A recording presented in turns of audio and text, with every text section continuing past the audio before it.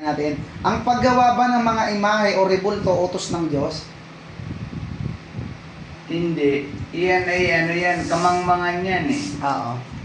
Tingnan natin. Iyan ang ganyan Joshua. Oo, yung mga tanong, ganyan. Iyan, ganyan ang mga tanong. Yung mga rebulto ay utos ng Diyos.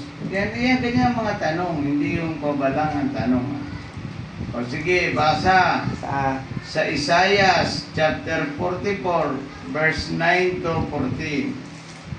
Babasahin natin Joshua, ha? Chapter na, ano? Nine? Chapter 44, Chapter 44, verse 9. hanggang doon lang. No.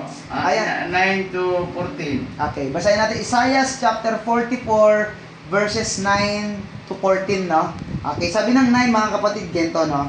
Sabi niya, walang kwentang tao ang mga gumagawa ng rebulto at walang kabuluhan ang mga Diyos-Diyosan kanilang pinahahalagahan.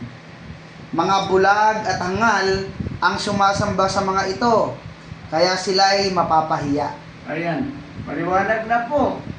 Yung sabi dito, walang kwentang tao ang gumagawa ng mga rebulto at sumasamba dito. Maliwanag na.